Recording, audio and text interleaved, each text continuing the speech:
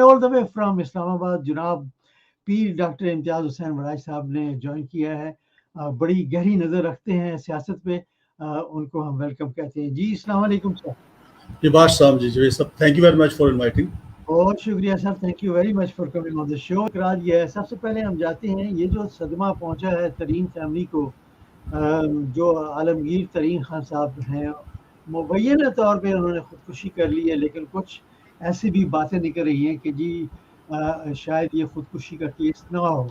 लेकिन कुछ खतूत इंग्लिश में, उर्दू में बड़े सोशल मीडिया पर सर्कल कर रहे हैं, और उनमें यहाँ तक भी लिखा गया है कि वो इमरान खान की हमायत में नोट छोड़ कर गए हैं, और जो चीफ जस्टिस हैं उनकी कुछ मुखालफत करके गए हैं। क्या कहेंगे आप इस पर? बिस्मिल्लाहिर्रहमानिर्रहीम।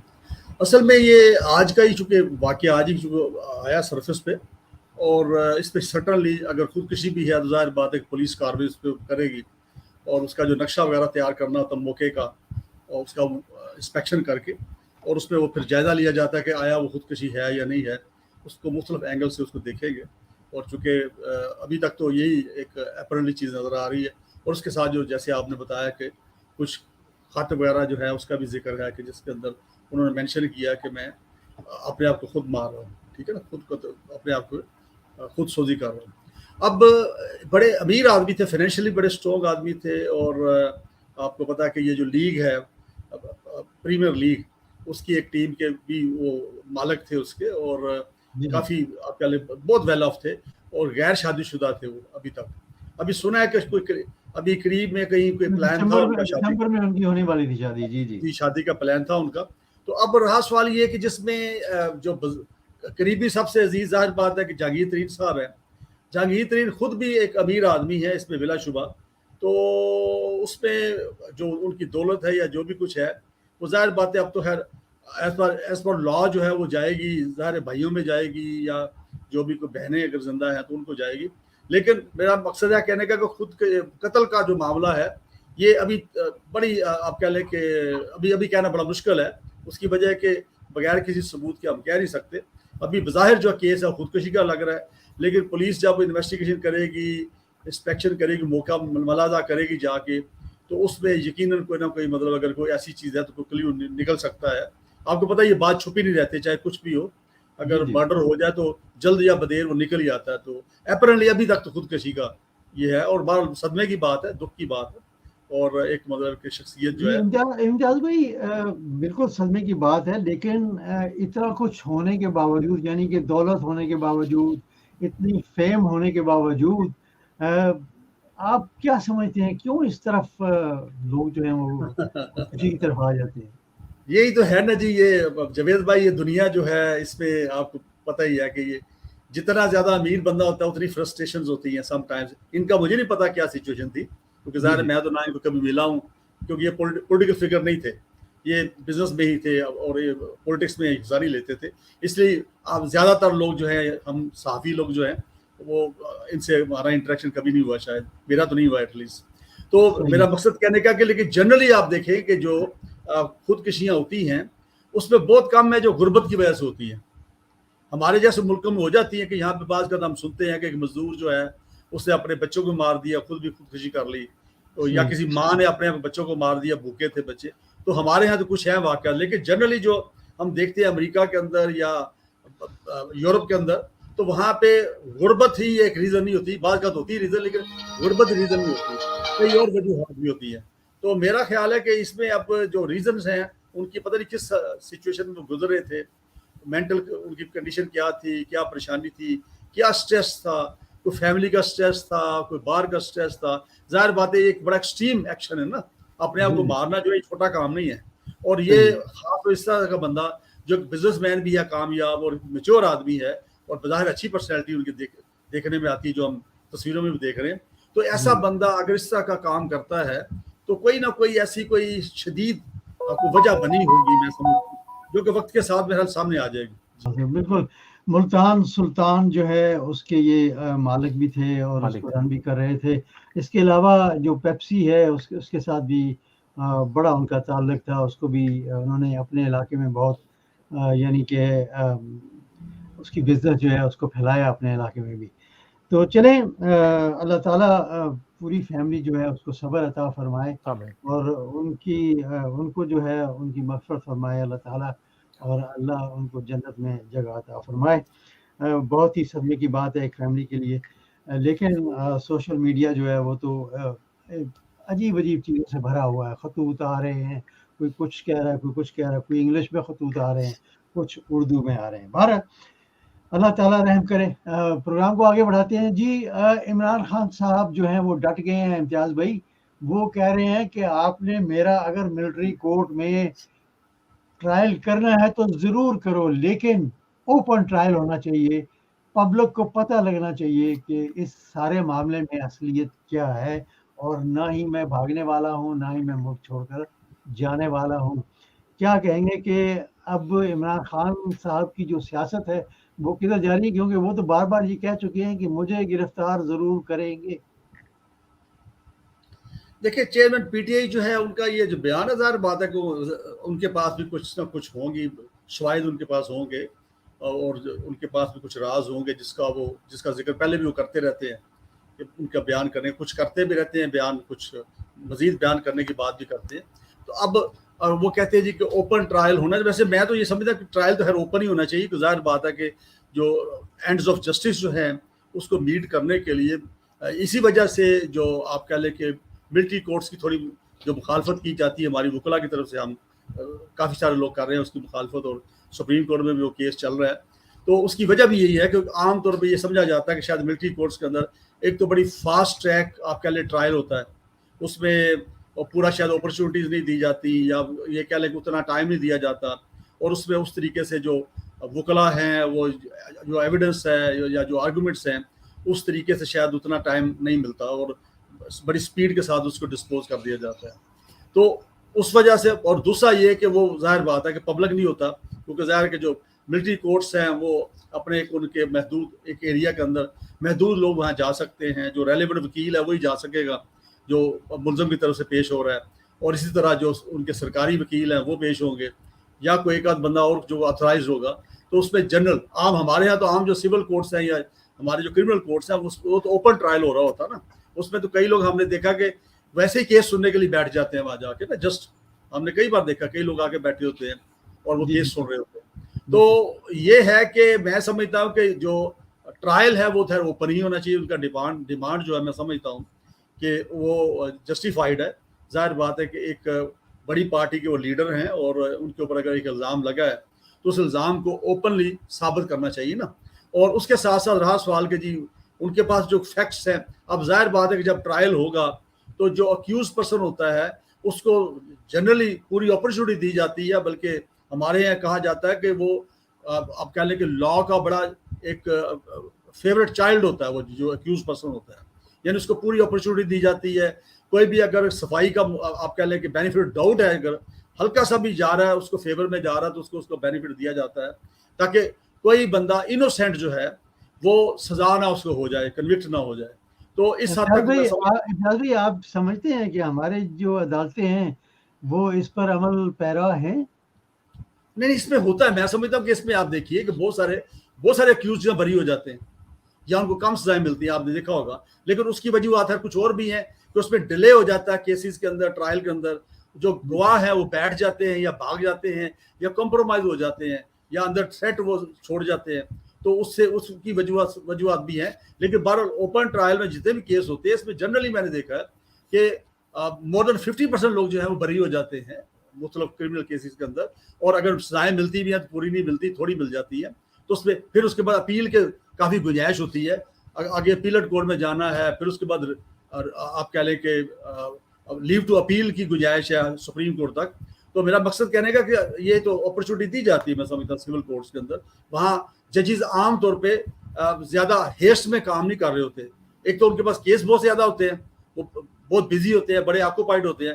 ہم یہاں جوڈیشری کے اوپر بات تو کر دیتے ہیں نا, لیکن اگر آپ جا کے جوڈیشری کو دیکھیں نا وہاں جا کے, تو ایک ایڈیشنل سیشن جج جو ہے اس کے پاس کم و بیش روز کے کچھ 60-70 کیس کم از کم لگے ہوتے ہیں, کئی بار 100 بھی ہوتا ہے. اب اس کے اندر اس نے ہر کیس کو ہلکا ہلکا سننا ہے, اور اس کے اوپر 2 لائنیں کا آپ کہہ لیں کہ کوڈ آرڈر لکھوانا ہے. تو آپ آپ سمجھ سکتے ہیں کہ ان کے اوپر کتنا جو کام ہے اس کا لوڈ ہوتا ہے. تو اس وجہ سے بھی ڈیلے ہو جاتا ہے, اور چند ایک کیسز کو جو کہ رائپ اپ ہو جاتے ہیں یا پرانے ہو جاتے ہیں اس کو کوشش کرتے ہیں کہ اس کو ڈسپوز کیا جائے.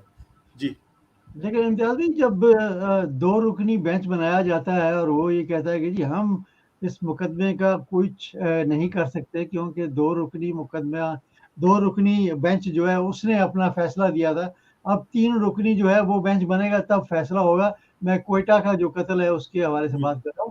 تو آپ کیا سمجھتے ہیں کہ جوڈیشری کو پہلے ہی 3 رکنی بینچ نہیں بنا دینا چاہیے تھا؟ نہیں, اس میں ویسے مجھے تھوڑا سا ود ڈیو اپالوجی اور آنریبل سپریم کورٹ کا بڑا ریگارڈ کرتے ہوئے تھوڑا مجھے لیگلی اختلاف ہے اس کے اوپر. وجہ ہے کہ وہ 2 رکنی بینچ جو تھا ہائی کورٹ کا تھا, جی جی بالکل, یہ 2 رکنی بینچ ہے سپریم کورٹ کا, ٹھیک ہے نا. صحیح ہے. تو یہ سپریم کورٹ برتر ہے نا, اس میں تو میرا نہیں خیال کوئی ایسی کوئی جسٹس نہیں بنتی ہے. ایک بھی کافی. لیکن ایون دین اگر اس کو مان بھی لیا جائے تو جی پتہ تو تھا نا پہلے کہ 2 رکنی بینچ نے فیصلہ دیا ہو تو 3 رکنی بینچ بن جاتا. تو یہ جو بات ہے اس میں تھوڑا سا میں سمجھتا ہوں مجھے اختلاف ہے آنریبل ججز کے ساتھ. جی کے اوپر مجھے یہ سمجھ نہیں آتی, امتیاز بھی تھوڑا سا ایکسپلین کیجیے گا کہ جس کی جعلی ڈگری ہو وہ اس منصب تک پہنچتا کیسے ہے, اور راستے میں جتنے ہرڈلز آتے ہیں وہ کیسے کراس کرتا ہے, کوئی چیک اینڈ بیلنس نہیں. یعنی یہ ایک بڑی انفارچونیٹ ہے, میں سمجھتا ہوں کہ اب آپ کو یاد ہوگا کہ جب ایک بار نا جنرل مشرف کے زمانے میں ایک کنڈیشن لگا دی تھی انہوں نے کہ کم از کم گریجویٹ ہوگا جو الیکشن لڑے گا. بالکل ایسے. اچھا, اب بہت سارے سیاستدان گریجویٹ نہیں تھے, ان میں سے کچھ لوگوں نے پھر جعلی ڈگریاں ارینج کی اور سارا کچھ کیا, اور انہوں نے کئی پکڑے بھی گئے, ان کا بعد میں باتیں سامنے بھی آئیں. تو اسی طرح کا کیس یہ بھی لگتا ہے. بال سو اگر ڈگری ان کی جعلی تھی تو میں تو ان کو پھر سپورٹ نہیں کرتا, بال جو بھی ہے واٹ ایور از, کیونکہ ظاہر ہے کہ ایک جو مورل گراؤنڈ ہے یا ایتھیکل گراؤنڈ ہے اس کے اوپر تو وہ فٹ نہیں آتا نا بندہ, چاہے اگر اس کے بعد ڈگری جعلی ہے. لیکن وہ یہاں اس منصب تک پہنچ کیسے جاتے ہیں؟ نہیں, وہی میں بتا رہا ہوں کہ اس میں میں سمجھتا ہوں کہ یہ ڈگریاں جہاں بھی پیش کی جاتی ہیں اس وہاں پہ اب تو ہر گورنمنٹ سروس میں تو ہر ایک سلسلہ چل پڑا ہے کہ وہ ان کی ویریفیکیشن کرواتے ہیں. صحیح. گورنمنٹ سروس میں اگر آپ نے چپراسی بھی بھرتی ہونا ہے نا یا کلرک بھی بھرتی ہونا ہے تو وہ جو آپ سرٹیفکیٹ دیں گے وہ بالکل, میں نے خود آنکھوں سے دیکھا ہے کہ رواج ہے اس کا کہ وہ اس کی کاپی کر کے ریلیونٹ بورڈ کو بھیجیں گے یا یونیورسٹی کو بھیجیں گے اور وہاں سے اس کی ویریفیکیشن کرواتے ہیں, اور یہ پریکٹس ہے اور یہ سول سروس رولز کا حصہ بن چکا ہے. اب یہ جو عوامی نمائندگی کے معاملات ہیں جیسے کہ پیپلز ریپریزنٹیٹیو میں آ جاتے ہیں یہ لوگ الیکٹڈ باڈیز کے جو ممبرز ہوتے ہیں, تو اب ان کا بھی ان کو میرا خیال ہے کہ یہ کرنا چاہیے. ہمارے وکلا کے اندر پچھلے دنوں ایک بڑا سینئر وکیل تھا پنجاب بار کونسل کے اندر, بلکہ پنجاب بار کونسل کے اندر وہ الیکشن میں بھی آ چکا تھا اور وہاں پہ وہ کوئی ایگزیکٹو کمیٹی کا چیئرمین ٹائپ بھی تھا, تو وہ جعلی اس کی LLB کی ڈگری جعلی نکل آئی. اچھا. اور پھر اس کے اوپر کیس بھی بنا, سب کچھ ہوا. تو یہ اچھا وکلا جو ہے نمبر 2 وکلا بہت سارے اس طرح کے ہیں جو چھوٹی دور دراز کے ضلع ہیں یا تحصیلیں ہیں, وہاں پہ اس طرح کے کئی ہیں جو کالا کوٹ پہن کے پھر رہے ہیں, ٹھیک ہے نا, اور وہ وکیل ایکچولی نہیں ہے, پتہ نہیں چلتا. اچھا, اب جنرلی تو یہ ہے کہ ہمارے ہاں جیسے ہائی کورٹ میں اگر ہم پریکٹس کرتے ہیں تو وہاں تو ہم ساتھ اپنا جو ہوتا ہے وہ لگاتے ہیں, آپ کہہ لیں کہ ہمارا CC نمبر اس کو بولتے ہیں, کمپیوٹر کارسپونڈنٹ. ہر وکیل کا ایک CC نمبر ہوتا ہے, ٹھیک ہے نا جی. تو وہ اس میں مطلب میرے پتہ چل سکتا ہے کتنے کیس ہیں میرے پینڈنگ پڑے ہوئے نا, اس CC نمبر کو جو بھی دیکھے گا تو وہ ایک طریقہ کار ہے. پھر اس کے بعد لائسنس کی جو ہمارے جو ID کارڈ ہوتا ہے بار کونسل کا ایشو ہوا, اس کی ہم کافی سال لگاتے ہیں. تو بہرحال اس میں اب بار کونسل کے اندر بھی مجھے اچھی طرح یاد ہے کہ ثاقب نثار صاحب نے بڑا سخت آرڈر پہ دیا تھا, اس پہ بھی انہوں نے کہا تھا کہ تمام وکلا جتنے بھی ہیں ان سب کے جو ڈگریاں ہیں اس کو ویریفائی کروایا جائے, اور اس ویریفیکیشن کی روشنی میں یہ کچھ وکلا پکڑے گئے جعلی وکلا, جس کا میں نے ذکر کیا. تو یہ سلسلہ میرا خیال ہے اب اس میں بھی ہونا چاہیے کہ جب بھی کوئی قومی اسمبلی کے اندر یا صوبائی اسمبلی کے اندر یا اب سینٹ کے اندر وہ اپنی ڈگری کو لگاتا ہے یا کچھ کرتا ہے, اپنی کوالیفیکیشن شو کرتا ہے, تو اس کی ڈگری کو ویریفیکیشن کروانا چاہیے, اور الیکشن کمیشن کا کام ہے یہ کرنا. بالکل, چلیں ٹھیک ہے. لیکن ایک اور بات امتیاز بھائی آپ بتا دیجیے, میں اس سے پہلے کہ یوسف بھائی کی طرف جاؤں, کہ آپ دیکھ رہے ہیں کہ گلگت بلتستان میں وہی ہونے والا ہے, وہی گیم ڈلنے والی ہے. جی جو کشمیر میں ہوا تھا, ٹھیک ہے نا جی, کشمیر یہ میں بھی اسی ہوا کا تھا, جو کراچی میں جو الیکشن ہوا تھا میئر کا. اصل میں نہیں, اس میں میں اس کو دوسرے اینگل سے بھی ایک دیکھتا ہوں. ایک تو یہ چیز ضرور ہے, آپ کی بات درست ہے کہ اس میں جو حکومت کے مفادات ہوتے ہیں وہ پھر اس کو جوڑ توڑ کرتے ہیں. یہ جب تک ہارس ٹریڈنگ نہیں ختم ہوگی نا, یہ ہارس ٹریڈنگ ہے نا ایک طرح سے نا, لوٹائزم جس کو ہم کہہ لیں یا بالکل لوٹا بالکل کریسی کہہ لیں. اب اس میں دیکھیں نا, اب جو کراچی کے اندر جو پی ٹی آئی کے ممبرز تھے جو الیکٹ ہوئے تھے, ان کے جو چیئرمین ٹاؤن اپنا یونین کونسلز کے یا جو بھی جنہوں نے ووٹ ڈالنا تھا, اب وہ ووٹ ڈالنے نہیں ہے. اس کا مطلب وہ کمپرومائز ہو گئے. حالانکہ پی ٹی آئی جو ہے اس کی کلیئر لائن تھی کہ انہوں نے اس کو جماعت اسلامی کو سپورٹ کرنا ہے, ٹھیک ہے نا جی. اس کے باوجود ووٹ ڈالنے وہ نہیں آئے. ان کے ہر شوکات وغیرہ بھی دیے گئے ہیں, ان کے خلاف کارروائی ہو رہی ہے, پی ٹی آئی کر رہی ہے اس کے اوپر کارروائی. تو یہی چیز آپ دیکھیں کہ ایک فارورڈ بلاک بڑا آزاد کشمیر کے اندر, اور وہ پی ٹی آئی کے لوگ ہیں. اب جو بنا ہے جو وہ ظاہر بات ہے کہ وہ پی ٹی آئی کے سپورٹ سے بنا ہے, لیکن وہ فارورڈ بلاک بن گیا. سیم سچویشن اب یا سیم ہسٹری جو ہے دہرائی جا رہی ہے. یہ گلگت بلتستان کے اندر بھی اب وہاں بھی ایک فارورڈ بلاک بن رہا ہے, کیونکہ پی ٹی آئی کی میجورٹی ہے وہاں پہ, 22 سیٹیں ہیں غالباً ان کی. تو اس لحاظ سے میں سمجھتا ہوں کہ وہ جب تک یہ ٹرینڈ ختم نہیں ہوگا, ایسے لوگوں کے خلاف پارٹیاں الیکشن, دیکھیں چاہے کسی بھی آج یہ پی ٹی آئی کے ساتھ ہو رہا ہے, کل یہ پیپلز پارٹی کے ساتھ ہو سکتا ہے, پرسوں یہ پی ایم ایل این کے ساتھ ہو سکتا ہے. تو یہ پارٹیوں کو میں سمجھتا ہوں کانسٹیٹیوشنلی کوئی اس طرح کا کوئی طریقہ کرنا چاہیے, اس کے اندر امینڈمنٹ کرنی چاہیے مل ملا کے, کہ ان کی جو لائلٹیز ہیں ان کو کوئی خرید نہ سکے. جی خریدنے کے علاوہ امتیاز بھی ایسے بھی تو ہوتا ہے نا کہ غائب کر دیے جاتے ہیں بندے, روک لیے جاتے ہیں کہیں پہ, جب تک الیکشن ہو رہا ہے وہ روکے رکھتے ہیں اور اس کے بعد ان کو چھوڑ دیتے ہیں. ایسا بھی تو ہوتا ہے نا. نہیں, لیکن میں یہ سمجھتا ہوں کہ جو بندہ سیاست میں آیا ہے اور الیکشن لڑتا ہے وہ عام آدمی نہیں ہے. اس کی ایک تو ریپوٹڈ پرسن ہے وہ, دوسرا یہ کہ اس نے اسٹرگل کر کے آیا ہوتا ہے, تھوڑی بہت جتنی اس نے کی ہوتی ہے سیاسی ایکٹیویٹیز کے اندر, تو اس کے اندر تھوڑا حوصلہ ہونا چاہیے, تھوڑی ہمت ہونی چاہیے. میں سمجھتا ہوں اگر تو وہ چور نہیں ہے, دیکھو اگر بندہ چور ہے تو پھر وہ جلدی قابو آ جاتا ہے نا, وہ ڈر جاتا ہے. اگر وہ نہیں ہے چور اور کسی ایسے کام میں انوالو نہیں رہا تو اس کو چاہیے تھوڑا حوصلہ. اب آپ کے سامنے پی ٹی اے کے کچھ لوگ ڈٹے ہوئے ہیں نا, وہ نہیں چھوڑ کے گئے ابھی تک, ٹھیک ہے نا, جس میں یاسمین راشد ہے, جس میں حماد اظہر ہے, یا اس طرح کے کچھ اور لوگ ہیں ڈٹے ہوئے ہیں ابھی تک آپ کے سامنے. اسد کیسر ہے وہاں پہ. امتیاز بھائی آپ کا تعلق ہے قانون کے ساتھ بڑا, لیکن آپ جانتے ہیں کہ 8 10 بار گرفتار ہو رہے ہیں اور پھر ان کو گرفتار کر لیا جاتا ہے. جیسے علی محمد خان ہے, ان کی مثال ایک بہت بڑی ہے کہ وہ بیچارے باہر نکلتے ہیں, دوسری طرف سے اندر لے جاتے ہیں ان کو. تو کہنے کا مقصد یہ بھی تو ہمارے ملک میں ایک بڑی زیادتی چل رہی ہے نا سر. نہیں, اس چیز کو دیکھنا چاہیے بال, یہ جو بالکل میں کہتا ہوں کہ یہ جسٹیفائڈ اس کو ہم نہیں کہہ سکتے. آپ کیا سمجھتے ہیں امتیاز بھائی کہ ہماری عدالتیں جو ہیں وہ اس چیز پر بے بس بھی ہیں؟ دیکھیں کوشچن یہ ہے کہ آپ کے سامنے ہے کہ یہ جو فیصلہ الیکشن کروانے کا ہوا تھا پنجاب کے اندر, جی وہ الیکشن جو ہے وہ نہیں ہو سکا, اور ابھی وہاں پہ سپریم کورٹ کی طرف سے جو کہ ایکسپیکٹ کیا جا رہا ہے کہ وہ کوئی نہ کوئی ایکشن لے گی. دیکھیں کب لیتی ہے, اب ویٹ اینڈ سی ہم کر رہے ہیں, دیکھ رہے ہیں. تو اس میں میرا مقصد کہنے کا ہے کہ اگر کورٹس نے اپنے فیصلے کو امپلیمنٹ کروانا ہے اور اپنا جو انفلوئنس اس کو یوز کرنا ہے, تو ظاہر انہوں نے کرنا ہے نا. تو وہ جب تک وہ نہیں کریں گے تو ظاہر بات ہے کہ باہر سے آ کے تو کوئی نہیں کرے گا. ٹھیک ہو گیا, چلیں ٹھیک ہے. جی امتیاز بھائی, نواز شریف صاحب کا ایک اور مقدمہ جو ہے وہ اس میں ان کو کلین چٹ مل گئی ہے, اور جو ان کے مجمد اثاثے تھے یا اکاؤنٹس تھے وہ سب بحال ہو گئے ہیں, اور ان کو واپس لانے کی راہ جو ہے وہ ہموار کی جا رہی ہے. آپ کا کیا خیال ہے کہ چوتھی بار وزیر اعظم بنائے جا سکتے ہیں؟ پاکستان میں تو کچھ بھی ہو سکتا ہے, لیکن عوام جو ہے وہ جنجوعہ صاحب کہتے ہیں اٹھے, لیکن میں سمجھتا ہوں کہ عوام جو ہے وہ سوئی ہوئی ہے. نہیں, میرا خیال ہے کہ ابھی جو میاں صاحب نواز شریف صاحب کا جو معاملہ ہے نا وہ ابھی مشکل ہے. اس کی وجہ یہ ہے کہ آپ کو پتا ہے کہ ایک نیب کورٹ کے اندر وہ کنوکٹڈ ہے, اور ان کی اپیل جو تھی اسلام آباد ہائی کورٹ میں پینڈنگ تھی, لیکن چونکہ وہ ملک سے باہر چلے گیا, پھر وہ واپس نہیں آئے, تو وہ جب تک وہ واپس نہیں آتے اس وقت تک انہوں نے پھر کیس جو ہے اس کو آپ کہہ لیں داخل دفتر کر دیا. اب جب وہ آئیں گے تو سب سے پہلے ان کی جو اپیل ہے جو وہ کریں گے دوبارہ, وہ اپیل جو ہے اس کے اوپر پہلے فیصلہ ہوگا اسلام آباد ہائی کورٹ کے اندر, جس کو 2 جج سنیں گے کم از کم.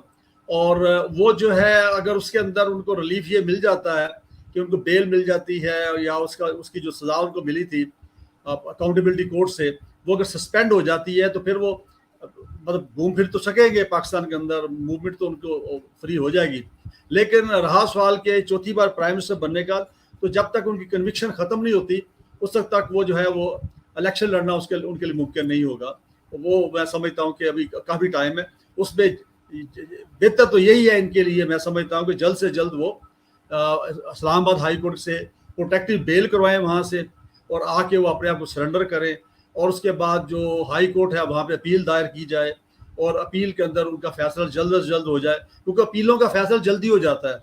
ٹرائل کورٹس میں آپ کو پتا ہے کہ ڈیٹیل میں جانا پڑتا ہے، ہر وہاں پہ وٹنسز بھی پیش ہوتے ہیں، ایویڈنسز بھی ریکارڈ کی جاتی ہے، سارا کچھ ہوتا ہے، اور اس کے بعد اس کے اوپر کراس ایگزامن بھی ہوتا ہے.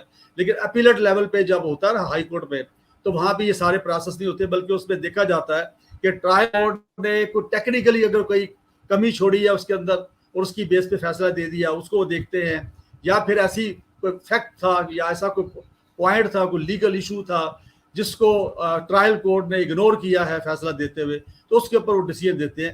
یا پھر وہ دیکھتے ہیں کہ ٹرائل کورٹ نے بالکل صحیح طریقے سے فیصلہ کیا ہے، تو پھر اس کو وہ آپ کہہ لیں کہ ایکسیپٹ کر لیتے اس کے فیصلے کو، اور اس کے اوپر وہ بھی انڈورس کر دیتے اس کو.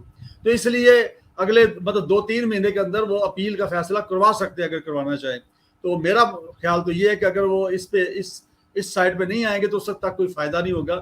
بے شک جو مرضی ہوتا رہے، اور چونکہ وہ سزا تو برقرار ہے نا جی، وہ جب تک وہ جو ہے سسپینڈ نہیں ہوتی یا وہ واپس نہیں ہوتی اس وقت تک جو ہے وہ فیلڈ میں ہے. جی چلیں ٹھیک ہے. امتیاز بھائی آپ کا بہت بہت شکریہ، thank you very much for joining. انشاءاللہ کسی دوسرے پروگرام میں آپ سے دوبارہ ملاقات ہوگی. بہت شکریہ سر، تھینک یو ویری مچ. اللہ حافظ.